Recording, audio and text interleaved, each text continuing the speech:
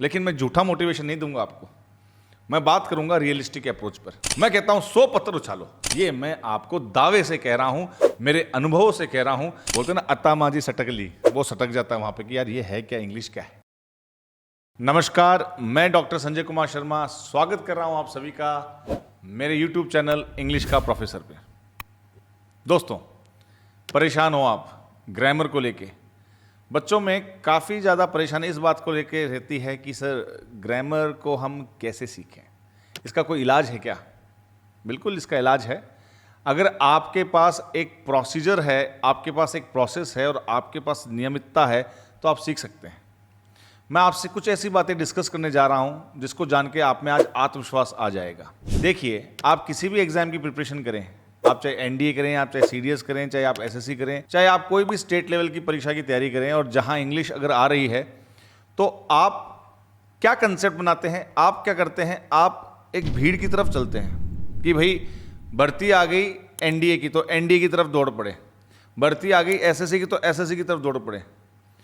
मैं आपको इतना ही कहना चाहता हूं कि क्या आता है एग्जाम्स में? इंग्लिश, मैथमेटिक्स, जीके, जीएस, जिसको हम जनरल स्टडीज़ या जनरल नॉलेज कंसेप्ट, उसमें जीएस में थोड़ा फिजिक्स केमिस्ट्री आ जाता है, और रीजनिंग और मैथ्स, ये जो 10th लेवल की मैथ्स है। मैं इन सब की तो बात नहीं करूंगा क्योंकि मैं इंग्लिश का मास्टर हूं, तो मैं इन बाकी चीज़ों में अपनी टांग नहीं अड़ाऊंगा, लेकिन मैं इंग्लिश को लेकर आपको अच्छा सुझाव दे सकता हूं।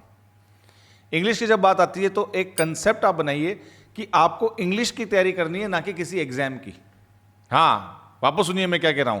आपको इंग्लिश की तैयारी करनी है, ना कि किसी कंपटीशन एग्जाम के यूनिट की तैयारी करनी है। आपको तालाब में डुबकी नहीं लगानी है, आपको तो नदी में डुबकी लगानी है। जी हां, इंग्लिश पूरी पढ़ लोगे तो कोई भी एग्जाम में आप जाओगे, उसको फाइट करोगे, आप उसमें पास हो जाओगे। दोस्तों, 100 पत्थर उछालोगे, एक निशाने पे लगेगा, ये मान के चलिए। माहिर अगर आप होगे तो उसके लिए भी बहुत परिश्रम करना पड़ेगा। आप सोचते हो कि एक ही पत्थर उछालो और वो निशाने पर लग जाए, तो उसकी संभावनाएं, प्रोबेबिलिटी कम होती है। और इस कंपटीशन के युग में इस प्रोबेबिलिटी को लेके हम नहीं चल सकते, मानते हो ना? क्योंकि समय कम है हमारे पास, हमें बहुत कुछ करना है जीवन में, हमें बहुत आगे बढ़ना है, हम रुक नहीं सकते। तो अगर आप ये सोचो कि सर मैं इतना माहिर हो जाऊं कि मैं एक पत्थर उछालूंगा और वो ही सीधा निशाने पर लग जाए, तो हो सकता है आप कर दो, हो सकता है आप अर्जुन हो सकता है कि आप मछली की आंख आपको दिख रही है और आप उसको भेज दो, लेकिन मैं झूठा मोटिवेशन नहीं दूंगा आपको। मैं बात करूंगा रियलिस्टिक अप्रोच पर। मैं कहता हूं 100 पत्थर उछालो, कोई दिक्कत नहीं है, एक तो लगेगा, तुक्के से नहीं लगेगा, वो भी निशाना तो लगेगा ही, अब मेहनत से ही लगेगा वो भी। तो हां, मैं ये कहना चाह रहा हूं कि इंग्लिश संपूर्ण की हम तैयारी करेंगे, फिर जितनी भी एग्जाम्स आएगी, चाहे वो आईबी की हो, जैसे अभी आईबी की एग्जाम्स अभी हाल फिलहाल हुई थी, और आगे भी वैकेंसी आने वाली है। एनडीए की एग्जाम अभी हाल फिलहाल हुई है, सीडीएस की एग्जाम अभी हाल फिलहाल हुई है, एसएससी की एग्जाम्स अभी हाल फिलहाल हो रही है।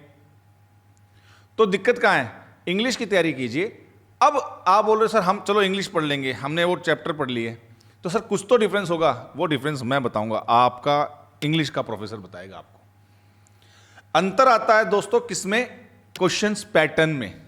जी हां, पैटर्न कैसा है? अगर कोई 12वीं लेवल की परीक्षा की तैयारी कर रहा है तो उसके प्रश्न 12वीं लेवल के स्टैंडर्ड के हिसाब से ही आएंगे। स्टैंडर्ड क्या होता है सर? अब इसमें भी विवाद है। स्टैंडर्ड होता है आपका, प्रश्नों का कभी स्टैंडर्ड नहीं होता। आपने कितनी बेहतरीन तैयारी करी है उसके हिसाब से आप प्रश्नों को हल करेंगे। आपके लिए कोई प्रश्न मुसीबत नहीं बन सकता और आपके लिए कोई प्रश्न सरल नहीं हो सकता। मेरी बात को समझिए, आपके लिए प्रश्न होता है न्यूट्रल। आप किसी को सरल प्रश्न या टिपिकल प्रश्न की श्रेणी में नहीं रख सकते।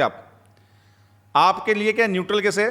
कि हाँ भाई ये प्रश्न है, इसका उत्तर ये है, जय हिंद जय भारत, हमने कर दिया। तो स्टैंडर्ड प्रश्नों का नहीं है, स्टैंडर्ड है आपका। दोस्तों, आपने कैसे तैयारी की है? तो मैं आपको मेरे कोर्सेज में वही तैयारी करवाऊंगा जिससे कि आपको कोई भी परीक्षा के पैटर्न में आप जाओ तो आप आसानी से उसको हल कर सकते हैं। प्रश्नों का पैटर्न आता है, प्रश्नों की एक क्या आती है, क्वालिटी आती है, उस क्वालिटी के हिसाब से हम चलेंगे। मतलब कि मैं आपको सीधी भाषा में समझाऊं, आपको 100 मीटर भी दौड़ना आना चाहिए, आपको 600 मीटर भी, आपको 1600 मीटर। जब आप 5 किलोमीटर की दौड़ कर ही पा रहे हैं तो आपके लिए 100 और 1600 में कोई अंतर नहीं रहना चाहिए। जो बंदा रोज 5 किलोमीटर की दौड़ कर रहा है उसके लिए 1600 मीटर मायने नहीं रखती है। उसके लिए एसएससी सीजीएल मायने नहीं रखती है, उसके लिए 10+2 100 मीटर वाली रेस मायने रखती है।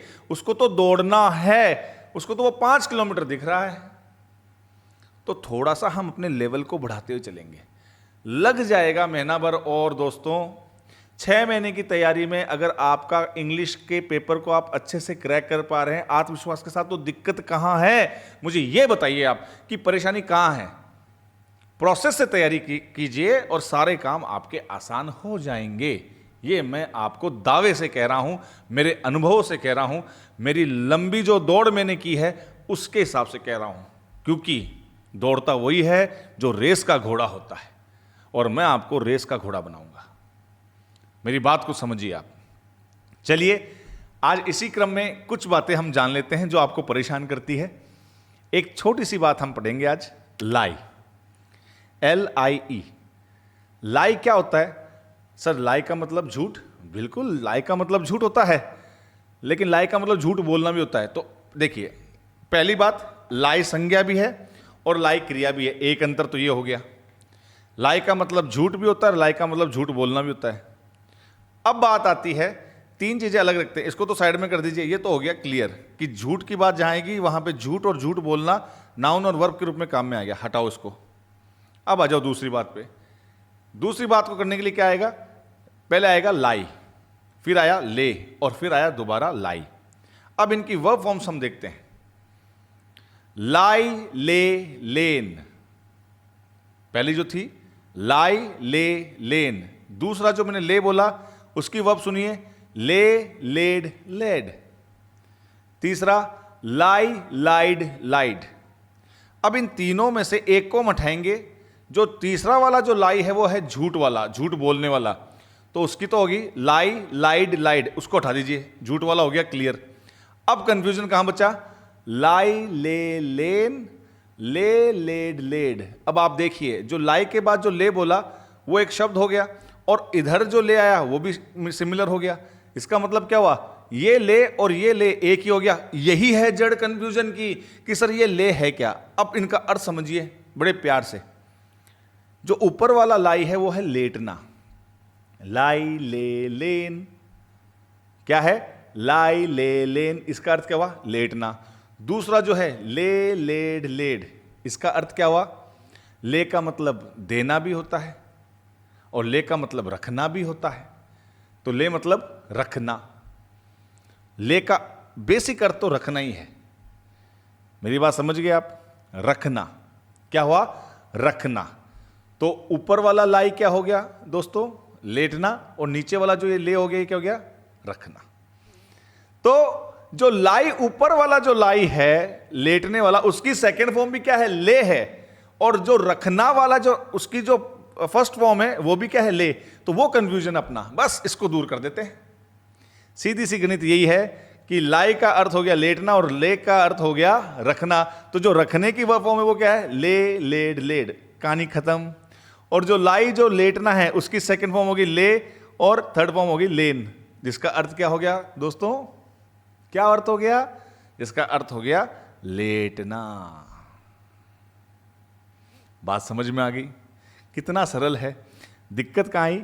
लाई के सेकंड फॉर्म में और ले की फर्स्ट फॉर्म में, दोनों एक जैसे ही हैं। और वो अपना दिमाग किसका देते हैं?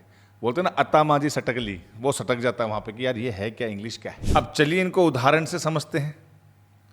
I lay the book on the table, I lay the book on the table. तो ले मतलब रख दिया भाई मैंने किताब को, किताब को लेटाया थोड़ना है, किताब थोड़ना लेटती है।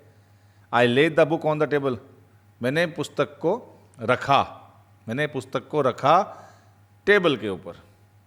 चलिए ले का दूसरा जो कंफ्यूज करता है, आई ले in bed all morning yesterday.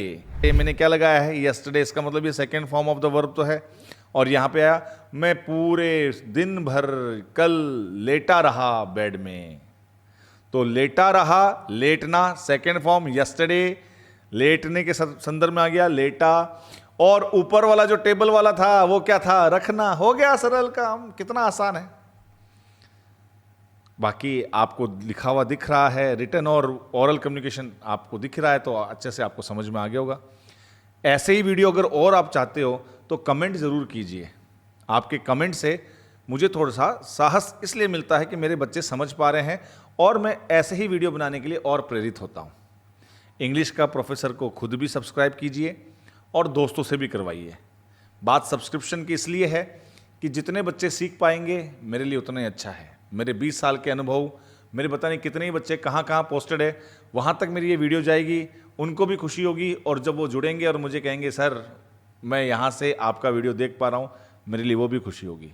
हज़ारों बच्चे मेरे नौकरी लगे हुए हैं, हर एक भारत के कोने कोने में है, यहाँ तक विदेश में भी, क्योंकि मैंने आइल्स एंड टॉफल्स की क्लासेस भी मैं लेता हूँ ऑफलाइन, तो विदेशों में भी मेरे बच्चे हैं। तो जहाँ तक ये वीडियो जाएगा मेरा उनके साथ इंटरेक्शन हो जाएगा। ये माध्यम सोशल मीडिया का, यूट्यूब का माध्यम इसलिए है कि मैं मेरे बच्चों से जुड़ पाऊँ। मेरी पूंजी मेरे विद्यार्थी हैं, उनसे मैं जुड़ा रहना चाहता हूँ, यही मेरी एक दिली ख्वाहिश है। दोस्तों क्लास यहीं चलेगी, आपके फ़ोन में आपके प्रोफेसर के साथ। जय हिंद, जय भारत।